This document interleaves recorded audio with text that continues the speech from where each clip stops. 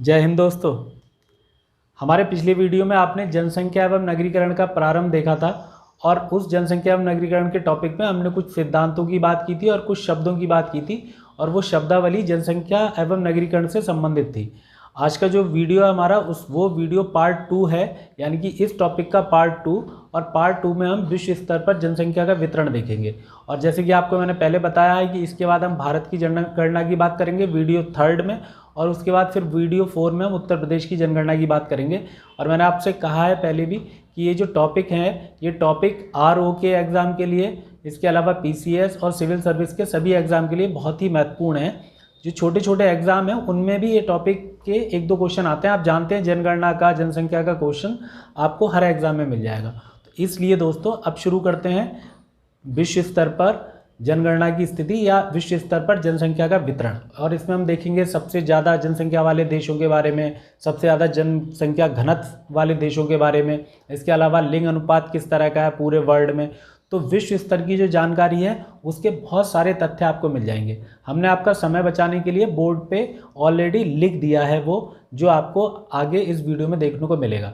तो दोस्तों शुरू करते हैं आज का टॉपिक, जनसंख्या का वितरण विश्व स्तर पर।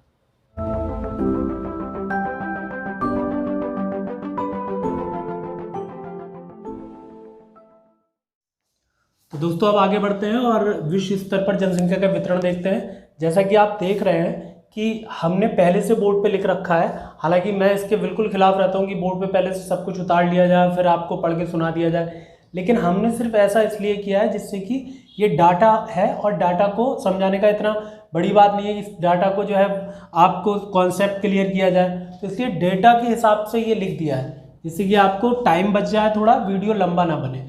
तो देखिए बहुत आसान है कि विश्व स्तर पर जनसंख्या का वितरण देखेंगे। और एक और बात कि आपको देखो ध्यान रखना है कि विश्व स्तर पर जनसंख्या का वितरण देखने के बाद भारत की देखनी है और फिर भारत की जनसंख्या देखने के बाद फिर उत्तर प्रदेश की देखनी है। तो इसलिए आप वीडियो को जरूर एंड तक देखिए, मैं बार बार कह रहा हूँ, और अगले वाले वीडियो भी जरूर देखिए। तो देखिए सबसे पहले तो हम बात कर लेते हैं कि विश्व स्तर पर जनसंख्या का वितरण कैसा है। उससे पहले इस बात पे कि जब पहली शताब्दी शुरू हुई, यानी कि ईसा मसीह के जन्म के टाइम की बात कर रहे हैं हम, उस टाइम के 1 साल बाद की बात कर रहे हैं हम। तो जो पहली शताब्दी शुरू हुई है उस समय विश्व स्तर पर जनसंख्या 30 करोड़ की है, यानी कि 30 करोड़ की जनसंख्या उस समय हुआ करती थी मात्र। पूरे वर्ल्ड में आप सोचिए कि कितनी कम जनसंख्या होगी। लेकिन फिर 1750 साल बाद, यानी कि 1750 AD में ये जनसंख्या बढ़ के हो गई 76 करोड़। उसके बाद 1800 AD में और तेज जनसंख्या हुई। फिर जनसंख्या का आप देख सकते हैं जो बढ़ने की वृद्धि दर है जो जनसंख्या की, वो कितनी तेज गति से बढ़ रही है कि आप देखो 1750 साल लग गए मात्र दुगना होने में। लेकिन उसके बाद कुछ ही सालों में 1 अरब हो गई जनसंख्या, और उसके बाद 200 साल बाद यानी कि सन 2000 AD में, अभी 20 साल पहले पूरे वर्ल्ड की जनसंख्या थी वो 6 अरब हो गई। यानी कि 2000 AD में जनसंख्या कितनी थी? 6 अरब। अगर हम 2011 की जनसंख्या, अपनी जनगणना जो हमारी 2011 में हुई है, अगर उस टाइम की हम बात करें तो हम कहेंगे कि ये जनसंख्या बढ़कर हो गई है 2011 में 7 अरब। और वर्तमान की बात करें, मतलब आज के साल, आज चल रहा है 2020, तो 2020 में जनसंख्या है इस समय 7 अरब 8 करोड़, है ना। ये जनसंख्या है इस समय वर्तमान में, 7 अरब 80 करोड़, तो 7.8 अरब की जनसंख्या है वर्ल्ड की।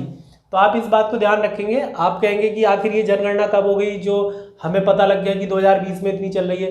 तो दरअसल आप अगर इंटरनेट यूज करते हैं तो आपको गूगल करेंगे आप, तो उसमें वर्ल्ड पॉपुलेशन का एक मीटर चलता है। जैसे हमारी गाड़ी में मीटर चलता है तो मीटर में दिखाते हैं कि स्पीड इतनी हो गई, इतनी हो गई, इतने किलोमीटर हम चल चुके हैं। बिल्कुल वैसे ही वो वर्ल्ड पॉपुलेशन का जो मीटर है आप उसमें देखेंगे कितनी तेज गति से, है ना, लोग बढ़ रहे हैं, मतलब जन्म लेने वाले लोग हैं, तो बहुत तेजी से जनसंख्या का स्तर क्या है, बढ़ रहा है। तो वो जनसंख्या का मीटर आपको गूगल पे देखने को मिल जाएगा। उसके बाद एक अनुमान ये है कि 2050 ईस्वी तक हम 9 अरब पार कर लेंगे जनसंख्या, यानी कि 9.31 अरब की जनसंख्या होगी हमारे पूरे वर्ल्ड की। और फिर 2100 AD आते आते पूरे विश्व की जनसंख्या जो होगी वो 10 अरब पार कर जाएगी। ये क्या है, एक अनुमान है जो कि काफ़ी हद तक सही हो सकता है, थोड़ा बहुत ऊपर नीचे हो सकते हैं चीज़ें, है ना। मान लो कोई बहुत बड़ा युद्ध ही हो जाए तो जनसंख्या में कमी आ सकती है, लेकिन फिर भी ये एक आंकड़ा है जो आपको ध्यान रखना है। अब इसमें आपको याद क्या रखना है, आपको सिर्फ याद रखना है कुछ जो माइलस्टोन है जो बीच के हैं। जैसे उदाहरण के तौर पर आप पहला वाला याद कर लो कि पहली शताब्दी में कितनी थी, उसके बाद आप सीधा याद करो सन 2000 में कितनी है ना, तो सन 2000 में 6 अरब है, और उसके बाद वर्तमान में कितनी है 7.8 अरब। और एक बहुत महत्वपूर्ण आंकड़ा जो आपको ध्यान रखना है वो है 11 जुलाई 1987 का आंकड़ा। दरअसल हुआ ये कि 11 जुलाई 1987 को पूरे विश्व की जनसंख्या ने एक जादुई आंकड़ा छुआ, और वो आंकड़ा था 5 अरब का। तो 5 अरब जनसंख्या हुई थी पूरे वर्ल्ड की। कब हुई थी? 11 जुलाई 1987 को। इसी वजह से इस तिथि को हम मनाते हैं विश्व जनसंख्या दिवस। तो इस दिन को विश्व जनसंख्या दिवस के रूप में मनाया जाता है। ये क्वेश्चन बहुत आया हुआ है, तो बहुत महत्वपूर्ण है, वनडे एग्जाम में भी बहुत आया है। अब हम बात करते हैं कि जनसंख्या का वितरण किस तरह का है। तो वैसे आपको काफ़ी हद तक आइडिया भी होगा कि भाई एशिया महाद्वीप सबसे बड़ा महाद्वीप है, तो जनसंख्या भी वहाँ बहुत ज़्यादा है ना। तो आप देख सकते हो हमने इस तरीके से सारणी बनाई है। आप देखिए कि एशिया महाद्वीप, अफ्रीका महाद्वीप, यानी कि इन महाद्वीपों का जो क्रम लिखा हुआ है वो जनसंख्या के हिसाब से लिखा हुआ है, यानी कि क्षेत्रफल के हिसाब से नहीं है कि जहाँ जनसंख्या ज़्यादा है वो महाद्वीप हमने ऊपर लिखा है। तो एशिया महाद्वीप, अफ्रीका महाद्वीप, यूरोप, उत्तरी अमेरिका, दक्षिण अमेरिका और ओशिनिया। ओशिनिया का मतलब है ऑस्ट्रेलिया। ऑस्ट्रेलिया महाद्वीप भी कहते हैं इसे लोग, लेकिन सही वर्ड क्या है? ओशिनिया महाद्वीप। तो एशिया महाद्वीप में जनसंख्या है पूरे, अगर मान लीजिए पूरे वर्ल्ड में 100 लोग हों तो 100 में से 59 लोग अकेले एशिया में रहते हैं, अफ्रीका में 14 लोग रहते हैं 100 में से। तो इसका यही मतलब है कि 59.14% लोग कहाँ रहते हैं? एशिया में रहते हैं। सबसे ज़्यादा जनसंख्या वाला महाद्वीप है अफ्रीका, दूसरे नंबर पे आ रहा है, 14.28% की जनसंख्या है, और क्षेत्रफल में भी दूसरे नंबर पर है। तो ये तो क्षेत्रफल और जनसंख्या में बिल्कुल सेम है, यानी कि पहला दूसरा नंबर है। यूरोप क्षेत्रफल में तीसरे नंबर पर नहीं है, लेकिन जनसंख्या में तीसरे नंबर पर है, 10.57 इसका प्रतिशत है जनसंख्या का, काफ़ी घना है। और उत्तरी अमेरिका जो कि क्षेत्रफल के हिसाब से तीसरे नंबर पर है, लेकिन यहाँ पर ये आ जाता है चौथे नंबर पर, 7.57% क्या है? जनसंख्या है पूरे वर्ल्ड की यहाँ पर। दक्षिण अमेरिका में 5.57% है, और ओशिनिया महाद्वीप में 0.57, यानी कि 1% से भी कम है। कहाँ पर? ओशिनिया महाद्वीप में। आपने देखा ही है ऑस्ट्रेलिया महाद्वीप में जनसंख्या घनत्व वैसे ही बहुत कम है, 3-4 लोगों का है, मात्र 1 वर्ग किलोमीटर में 3-4 लोग रहते हैं। तो इसलिए ये आपकी जनसंख्या वितरण है प्रतिशत में। क्षेत्रफल में देखिए यहाँ इतनी जरूरत नहीं है क्षेत्रफल की, क्योंकि हम जनसंख्या की बात कर रहे हैं। फिर भी आप जानते ही हैं कि सबसे बड़ा महाद्वीप एशिया है, फिर अफ्रीका महाद्वीप आता है, अफ्रीका महाद्वीप के बाद फिर उत्तरी अमेरिका आता है। देखिए आप तीसरे नंबर पर उत्तरी अमेरिका आ गया।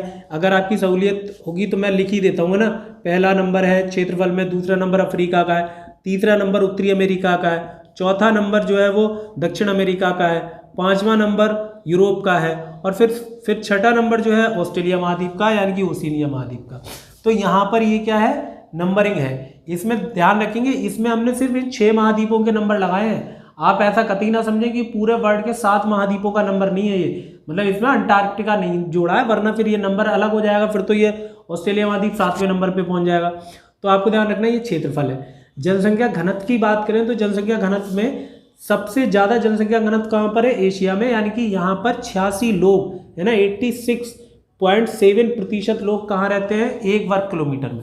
ऐसे प्रतिशत नहीं है, 1 वर्ग किलोमीटर में 86.7 लोग रहते हैं, यानी कि 1 वर्ग किलोमीटर में 86 लोग रहते हैं। इसका मतलब यहाँ का जनसंख्या घनत्व कितना है? 86.7। इसी तरीके से अफ्रीका में 32 है, यानी कि अफ्रीका महाद्वीप काफ़ी बड़ा है, और जनसंख्या उस महाद्वीप के क्षेत्रफल के हिसाब से थोड़ी कम है। कम होने का मतलब क्षेत्रफल के हिसाब से, क्षेत्रफल काफ़ी ज़्यादा है, इसलिए देखो घनत्व कम है। लेकिन यूरोप का क्षेत्रफल कम है, आप देख रहे हैं 5वें नंबर पे आ रहा है, लेकिन जनसंख्या ज़्यादा है, जनसंख्या तो तीसरे नंबर पे ही है, तो इसलिए यहाँ पर 70 है, यानी कि 70 यहाँ का जनसंख्या घनत्व है। आप ऐसे भी समझ सकते हैं कि जैसे बिहार है हमारा राज्य, हमारे भारत का राज्य है बिहार, तो बिहार में जनसंख्या घनत्व 1100 के आसपास है ना, तो 1 वर्ग किलोमीटर में 11 लोग रह रहे हैं, यहाँ पे इतने लोग रह रहे हैं 1 वर्ग किलोमीटर में। उत्तरी अमेरिका में आप देखिए 22.9, दक्षिण अमेरिका में 21.4, और सबसे कम जनसंख्या घनत्व वाला जो महाद्वीप है वो है आपका ओशिनिया, और अंटार्कटिका में तो कोई रहता ही नहीं है। ठीक है, सर्वाधिक जनसंख्या वाला देश, तो आप इसके बारे में जान सकते हैं सर्वाधिक जनसंख्या वाला देश अपने अपने महाद्वीप की बात करेंगे, अपने अपने महाद्वीप में, यानी कि एशिया में सबसे ज़्यादा चीन की जनसंख्या है, फिर अफ्रीका महाद्वीप में नाइजीरिया पहले नंबर पे आता है ना, यूरोप में रूस पहले नंबर पे आता है, रशिया। दरअसल रूस जो है एशिया और अफ्रीका दोनों, एशिया और यूरोप दोनों में गिना जाता है, लेकिन फिर भी वो रशिया, क्योंकि रशिया की राजधानी यूरोप में पड़ती है, इसलिए उसे यूरोप में रखेंगे, है ना। तो यूरोप का सबसे ज़्यादा जनसंख्या वाला देश है रूस। उसके बाद उत्तरी अमेरिका का यूएसए, दक्षिण अमेरिका का ब्राज़ील और ओशिनिया महाद्वीप का ऑस्ट्रेलिया, जहाँ पे सर्वाधिक जनसंख्या है। सबसे ज़्यादा जनसंख्या वाले शहर तो टोक्यो पहले नंबर पे आता है, फिर काहिरा, फिर मॉस्को, फिर मैक्सिको सिटी, साओ पोलो और सिडनी। इस बात को ध्यान रखेंगे, ये पूरे वर्ल्ड का क्रम नहीं है, ये सिर्फ महाद्वीपों के हिसाब से क्रम है। यानी कि महाद्वीपों में टोक्यो पहले नंबर पर, एशिया महाद्वीप में, अफ्रीका महाद्वीप में काहिरा पहले नंबर पर है। तो इस तरीके से ये ध्यान रखेंगे कि किस महाद्वीप में क्या आंकड़ा है ना। हालांकि ये क्वेश्चन कम ही आते हैं, ये वाले, इसका आंकड़ा कम ही पूछा जाता है, लेकिन फिर भी अगर आप 2-3 बार देख लेंगे तो एक महत्वपूर्ण आंकड़े आपकी पकड़ में रहेंगे, आपको अंदाजा हो जाएगा, है ना। तो अंदाजा होना, आप देखिए जो ऑब्जेक्टिव क्वेश्चंस होते हैं किसी एग्जाम में, या जो एग्जाम होते हैं हमारे प्रीलिम्स के ऑब्जेक्टिव टाइप, तो उनका यही फायदा है कि आपको समझ होनी चाहिए चीज़ों की, और साथ ही साथ आप जो है कुछ आंकड़े इस तरीके से पहले आपने पढ़े हों कि आप वहाँ पर अगर तुक्का भी मारे तो वो ठीक बैठेगा। अब आपने कभी मान लो कभी पढ़ा ही नहीं है वो चीज़, तो आप तुक्का मारने में फिर असफल हो जाएंगे आप, तो फिर तो वही जय माता दी करके आप कुछ भी लगा दीजिए, कोई फायदा नहीं होगा। लेकिन यहाँ पर आप 4 में से सही ऑप्शन ढूंढने में आसानी रहेगी आपको जब आप ये करते हैं तो, ठीक है। अब देखिए ये जो अगली बात है ये बहुत महत्वपूर्ण है, ये आपको याद करनी है हर हाल में, और इसमें एक परिवर्तन भी हुआ है। कुछ लोग कहेंगे कि हमें तो ये याद है बहुत पहले से, लेकिन आपको ये ध्यान रखना है इसमें परिवर्तन हुआ है। ये जो वितरण मैंने आपको बताया, ये 2015 जो विश्व पॉपुलेशन है, वर्ल्ड पॉपुलेशन, तो विश्व स्तर की जो जनसंख्या की जो जनगणना हुई है 2015 की, उसका आंकड़ा है ये, है ना। तो पुराना जरूर है लेकिन महत्वपूर्ण है, इसी हिसाब से आगे भी गति हुई है। ये जो टॉप 10 जनसंख्या वाले देशों की बात है, इसमें लोग ज़्यादा अपडेट रहते हैं, मतलब एग्जामिनर भी बहुत अपडेट रहता है इस मामले में। इसमें अपडेट होना थोड़ा मुश्किल है ना, इसमें अपडेट आसानी से रहता है वो, इसलिए इस बात को थोड़ा सा ध्यान देंगे कि टॉप 10 जनसंख्या वाले देशों में पहले नंबर पे तो चाइना है। आप देखते हैं कि अगर आपकी पुरानी बुक होगी कोई भी 2015 या 2014 में जो जनगणनाएं हुई हैं, भारत की जनगणना जो 2011 में हुई है, उसके अकॉर्डिंग ये काफ़ी कम होंगे, यानी कि जैसे यहाँ पे 1.33 होगा, है ना, इंडिया का 1.22 होगा। लेकिन हम बात कर रहे हैं कब की, 2020 की। तो 2020 के अकॉर्डिंग टॉप 10 जनसंख्या वाले देशों में थोड़ा सा परिवर्तन भी हुआ है। देखिए चाइना में 1 अरब 44 करोड़ की जनसंख्या है, सबसे ज़्यादा जनसंख्या वाला देश है। इंडिया 1 अरब 38 करोड़ वाली जनसंख्या वाला देश है, दूसरे नंबर पर है, और चाइना के बिल्कुल पीछे पीछे चल रहा है। और यूएसए में 33 करोड़ की जनसंख्या, 33। इंडोनेशिया में 27 करोड़ की जनसंख्या है, पाकिस्तान 22 करोड़ और ब्राज़ील 21 करोड़। आपको ध्यान रखना है ये परिवर्तन हुआ है, ये परिवर्तन हुआ है। आपका जो पिछला आंकड़ा होगा आपने उसमें देखा होगा कि ब्राज़ील 5वें नंबर पे था और पाकिस्तान 6ठे नंबर पे था। लेकिन पिछले कुछ सालों में, 6-7 सालों में क्या हुआ, 4-5 सालों में पाकिस्तान पहुंच गया है ब्राज़ील को पछाड़ के 5वें नंबर पर, और ब्राज़ील है 6ठे नंबर पर। 21 करोड़ जनसंख्या ब्राज़ील की और पाकिस्तान की है 22 करोड़। नाइजीरिया की जनसंख्या है 20 करोड़, बांग्लादेश की 16 करोड़, रशिया की 14 करोड़ और जापान की 12 करोड़। यानी कि ये टॉप 10 कंट्री हैं जो जनसंख्या में 10 स्थान रखते हैं पूरे वर्ल्ड में, सबसे ज़्यादा जनसंख्या वाले देश कहलाएंगे पूरे वर्ल्ड में। तो बस इतनी छोटी सी बात थी, इसीलिए ये पहले से लिख दिया है। मुझे बिल्कुल सही मजाक नहीं है, बिल्कुल ये मुझे कतई अच्छा नहीं लगता मैं पहले से बोर्ड पे लिख लूँ, कि पहले से बोर्ड पे लिखने का मतलब यही होता है कि आपको कॉन्सेप्ट पे कोई पकड़ नहीं है ना, आपने लिख रखा है, आप उसे पढ़ के सुना रहे हैं। लेकिन यहाँ मैंने इसलिए लिखा है कि आपके टाइम की बचत हो सके। तो चलिए दोस्तों, अब इससे आगे की बात करेंगे। वैश्विक स्तर पर जनसंख्या वितरण के क्रम में अगली बात है जनसंख्या घनत्व की। तो अब देखिए, अब हम 2 बातें और कर लेते हैं, सिर्फ ये डाटा ही एक तरह का, और हम कोशिश यही कर रहे हैं कि हम बहुत ज़्यादा, है ना, जनसंख्या वितरण के संबंध में बहुत ज़्यादा डाटा आपके समक्ष ना रखें, बल्कि जो बहुत महत्वपूर्ण है उस पर बात कर लें, वो ज़्यादा ज़रूरी है। तो आप देखिए जनसंख्या घनत्व की जब हम बात कर रहे हैं विश्व स्तर पर, वर्ल्ड में, तो सबसे ज़्यादा जनसंख्या घनत्व वाले देश देखिए आपकी, सबसे ज़्यादा जनसंख्या घनत्व वाला देश है मकाऊ। मकाऊ आप जानते हैं कहाँ पड़ता है, चीन के दक्षिण में। मकाऊ जो देश है दरअसल वो एक ऐसा देश है जो स्वायत्त देश है, मतलब पूर्ण स्वतंत्र नहीं है लेकिन फिर भी स्वायत्त देश है। तो मकाऊ सबसे ज़्यादा जनसंख्या घनत्व वाला देश है, जहाँ पर 21,645 लोग रहते हैं 1 वर्ग किलोमीटर में, है ना। ऐसी मोनाको पड़ेगा आपको यूरोप में। तो मोनाको एक ऐसा देश है जहाँ पर 19,621 लोग रहते हैं 1 वर्ग किलोमीटर में। और फिर नंबर आता है सिंगापुर का। सिंगापुर में 8,240 लोग रहते हैं, है ना, 1 वर्ग किलोमीटर में। अगर ये क्वेश्चन पूछा जाए कि विश्व में सर्वाधिक जनसंख्या घनत्व वाला देश कौन सा है, तो ऐसा पॉसिबल है कि आपको ये दोनों ऑप्शन दिए ही ना जाएं, है ना, मकाऊ और मोनाको।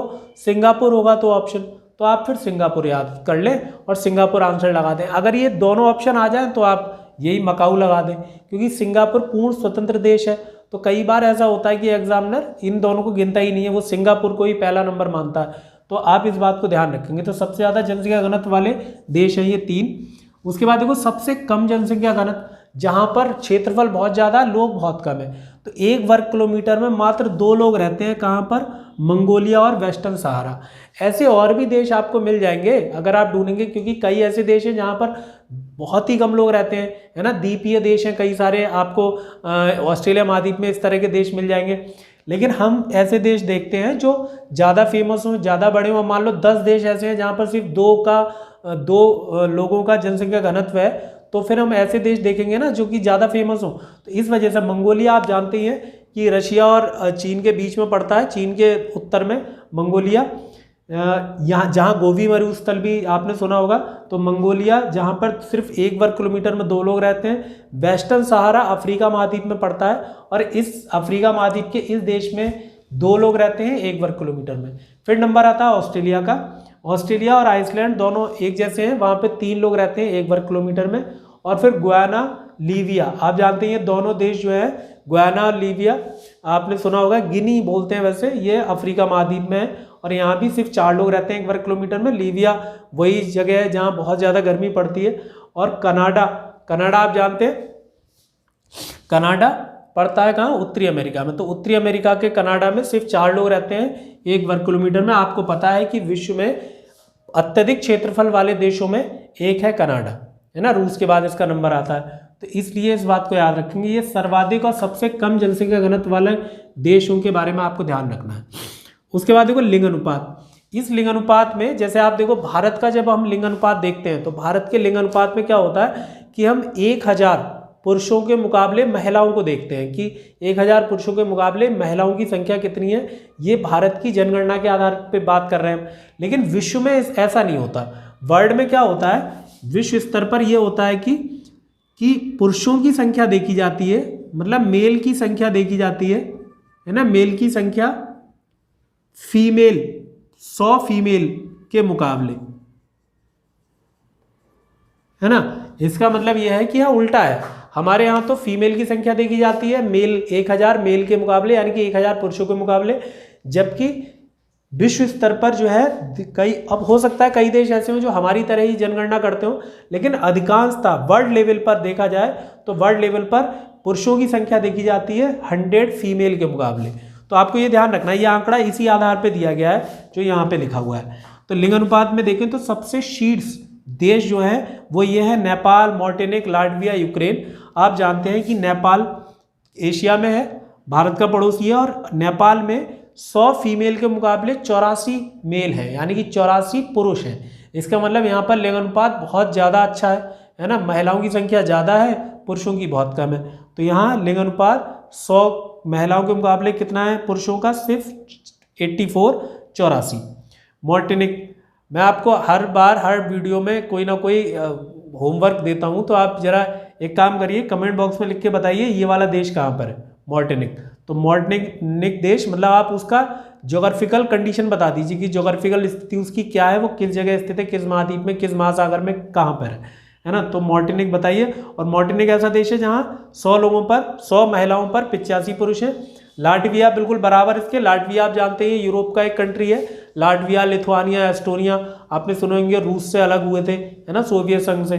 तो वो लाटविया जो देश है, मतलब ये पोलैंड के ऊपर पड़ता है, आप देखेंगे ना तो वहाँ पे बाल्टिक सागर है, वहीं पर है। तो लाटविया 100 महिलाओं के मुकाबले 85 पुरुष हैं। यूक्रेन यूक्रेन भी अलग हुआ है रशिया से, और रशिया का बिल्कुल पड़ोसी देश है यूक्रेन। 86 पुरुष हैं 100 महिलाओं के मुकाबले। सबसे कम लिंग अनुपात वाले, यानी कि यहाँ पर 100 महिलाओं के मुकाबले पुरुषों की संख्या बहुत ज़्यादा है। यहाँ देखो कम थी, यहाँ पर क्या है बहुत ज़्यादा है। कतर, आप जानते हैं कि इस्लामिक कंट्री है कतर, जो कि सऊदी अरेबिया का पड़ोसी भी है। तो जो कतर जो देश है, उस कतर की यहाँ पर 100 महिलाओं के मुकाबले पुरुष कितने हैं? 302। आप देखिए कितनी बुरी स्थिति है लिंग अनुपात के मामले में, यानी कि महिलाओं को शायद भ्रूण हत्या होती होगी ज़्यादा, है ना, जो भी होता हो, लेकिन वहाँ पर पुरुषों की संख्या बहुत ज़्यादा महिलाओं के मुकाबले, 100 के मुकाबले 302। यूएई, ये भी एक मुस्लिम कंट्री है, और यहाँ पे यूनाइटेड अरब अमीरात, यहाँ पे 223 है लिंग अनुपात, यानी कि 100 फीमेल के मुकाबले 223 मेल है। ओमान, ये भी इस्लामिक कंट्री है, और यहाँ पर 194 है। बहरीन भी इस्लामिक कंट्री है। ये सभी देश आपको पश्चिम एशिया की तरफ मिल जाएंगे, यानी कि एशिया की ही कंट्री हैं ये सभी, और यहाँ पर स्थिति ज़्यादा खराब है, यानी कि न्यून है लिंग अनुपात में। तो आपको ये ध्यान रखना है। एक छोटा सा डाटा आप चाहें तो कर सकते हैं, जैसे मैं लिख नहीं रहा हूँ, जैसे विश्व में सबसे ज़्यादा किस संप्रदाय के लोग रहते हैं, तो आप जानते हैं सबसे ज़्यादा ईसाई, है ना, 34% के आसपास होंगे, थोड़े ज़्यादा हो सकते हैं। उसके बाद फिर इस्लामिक लोग हैं, 19% के आसपास होंगे पूरे वर्ल्ड में, और उसके बाद फिर हिंदू हैं, उसके बाद फिर सिख हैं, बौद्ध हैं, जैन हैं, पारसी सबसे कम मिलेंगे आपको, यहूदी बहुत कम मिलेंगे आपको। तो ये एक छोटा सा आंकड़ा है। इसके अलावा कुछ हमारे पास और भी छोटे छोटे डाटा है, जैसे आपसे कहा जाए कि वर्ल्ड में सबसे पहले किस गोलार्ध में जनसंख्या तेजी से बढ़ी है, या ऐसे हो सकता है कि 1 अरब जनसंख्या सबसे पहले किस गोलार्ध में बढ़ी, तो आप कहेंगे कि उत्तरी गोलार्ध में सबसे पहले 1 अरब जनसंख्या हुई, यानी कि 2 गोलार्ध है ना, ऐसे पृथ्वी के 2 गोलार्ध, तो ये उत्तरी गोलार्ध, ये दक्षिणी गोलार्ध। तो उत्तरी गोलार्ध में जनसंख्या ज़्यादा है, घनत्व ज़्यादा है, लोग ज़्यादा हैं, जनसंख्या की वृद्धि दर भी ज़्यादा है। कहाँ पर? उत्तरी गोलार्ध में। जैसे कि आप जानते हैं कि भारत भी उत्तरी गोलार्ध में और चाइना भी, तो जाहिर सी बात है कि वैसे भी आइडिया भी यही कहता ना कि 1 अरब जनसंख्या उत्तरी गोलार्ध में सबसे पहले हुई, फिर उत्तरी गोलार्ध के बाद फिर पूर्वी गोलार्ध में। अब ऐसी बात भी कर सकते हैं आप, भाई उत्तरी गोलार्ध हो गए, अब आप इसे हटा दीजिए और ऐसे कर दीजिए, तो आप इधर पूर्वी गोलार्ध, इधर पश्चिमी गोलार्ध। तो पूर्वी गोलार्ध में फिर अगर हम पूरा पश्चिम के हिसाब से देखें तो पूर्वी गोलार्ध में फिर 1 अरब जनसंख्या हुई। दूसरी बात है कि विश्व की 90% जनसंख्या ऐसी है जो उत्तरी गोलार्ध में रहती है वर्ल्ड में, है ना। आप देखो स्क्रीन पे लिख के ये आ रहे होंगे, ये डाटा है ना, तो आप इसे पढ़ते जाइए, मैं आपको ऐसे ही बोल के सुना देता हूँ। तो विश्व में 90% जनसंख्या वो उत्तरी गोलार्ध में रहती है। उसके बाद विश्व की 50% जनसंख्या जो है वो 20 से 40 डिग्री उत्तरी अक्षांश में मिलेगी आपको, यानी कि ये जैसे ये 0 डिग्री अक्षांश है, तो इस 0 डिग्री के ऊपर ये 20 डिग्री मान लो, और उसके ऊपर ये 40 डिग्री, है ना। तो 20 से 40 डिग्री अक्षांश के बीच में आपको अधिकांश जनसंख्या मिलेगी, यानी कि 50% से ज़्यादा जनसंख्या 20 से 40 डिग्री नॉर्थ अक्षांश में आपको मिल जाएगी। और आप जानते हैं ये वही जगह है जहाँ पर भारत और चीन देश आते हैं, है ना, इन अक्षांशों के बीच में। तो बहुत सिंपल है, मतलब समझना, क्योंकि आप जानते हैं अगर आपने ज्योग्राफिकल कंडीशन देखी है, मैप देखा है, एटलस देखा है, ग्लोब देखा है आपने, तो आप ये सब चीज़ें आसानी से याद कर सकते हैं। 1 अरब का आंकड़ा जो है ना, चीन ने 1980 में, है ना, और भारत ने 1998 में पार किया है। यानी कि आप सोचिए कि 1 अरब का आंकड़ा 1980 का मतलब है कि भारत से 18 साल पहले पार कर लिया था किसने? चीन ने। और 1998 में 1 अरब का आंकड़ा भारत ने पार किया। लेकिन आज स्थिति देखो, चीन ने लगभग अपनी जनसंख्या पे नियंत्रण लगा ही लिया है लगभग, है ना। इसीलिए लगभग कह रहा हूँ मैं, वृद्धि अभी भी है लेकिन बहुत कम है। इसलिए आप देख सकते हैं, अभी आपने आंकड़े देखे थे कि भारत जो है वो 1.38 अरब पे पहुंच गया, और जो चाइना है वो 1.43 पर है, यानी कि बहुत ज़्यादा हम पीछे नहीं है फिलहाल, 5-6 करोड़ का अंतर होगा। तो इसलिए ये चीन में कैसे हुआ है? ये चीन में हुआ है वहाँ के राजनीतिक और प्रशासनिक प्रयासों से, मतलब कुछ ज़्यादा ही, है ना, उन्होंने बहुत ही बुरी तरीके से लोगों को इस बात के लिए फोर्स किया कि वो अब 1 से ज़्यादा बच्चे पैदा ना करें। उसके बाद देखो एक और आंकड़ा है कि सर्वाधिक वृद्ध लोग, यानी कि सबसे बुजुर्ग लोग कहाँ रहते हैं? तो वो चीन में रहते हैं। उसका कारण भी यही है कि भाई चीन ने जनसंख्या पर इस तरीके से नियंत्रण लगा दिया कि वहाँ पर या तो बच्चे होंगे या फिर बूढ़े ज़्यादा होंगे, वृद्ध, क्योंकि इसी वजह से, क्योंकि भाई अब नई पीढ़ी आने ही नहीं दे रहा है चीन, तो जाहिर सी बात है नौजवानों की संख्या कम होगी। जबकि आप सोचिए कि भारत में ऐसा नहीं है। भारत जो प्लस की स्थिति में है वो है अपने नौजवानों की वजह से, अपने यूथ की वजह से। तो भारत आने वाले 10, 20, 30 सालों के लिए इस मामले में बहुत अच्छी स्थिति में है, जिसका हमें भरपूर फायदा उठाना चाहिए। प्रतिशत के हिसाब से भी अगर कोई पूछे आपसे कि सबसे ज़्यादा बुजुर्ग प्रतिशत के हिसाब से किस देश में रहते हैं, तो वो आपको मिलेंगे फिनलैंड में। फिनलैंड छोटा ही देश है, मतलब विकसित देश भी है, छोटा भी है, जनसंख्या पे पूरी तरह नियंत्रण भी है, इसलिए बल्कि नियंत्रण क्या, यूरोप के कई देश ऐसे हैं जहाँ पर जनसंख्या ऋणात्मक में है, यानी कि वृद्धि दर बिल्कुल है ही नहीं, तो इसलिए वहाँ पर बुजुर्गों की संख्या बहुत ज़्यादा है। जापान की स्थिति भी कुछ इसी तरह की है, और चाइना की भी स्थिति तो अभी मैंने आपको बताई। भारत अगर आने वाले टाइम में जनसंख्या नियंत्रण कर देता है बिल्कुल, तो हमारी स्थिति काफ़ी बाद में आएगी जब बुजुर्ग हमारे यहाँ ज़्यादा होंगे। फिलहाल 50-60 सालों के लिए तो ऐसा नहीं हो रहा है। तो दोस्तों ये वैश्विक वितरण था जो आपने देखा, और ये कुछ आंकड़े थे।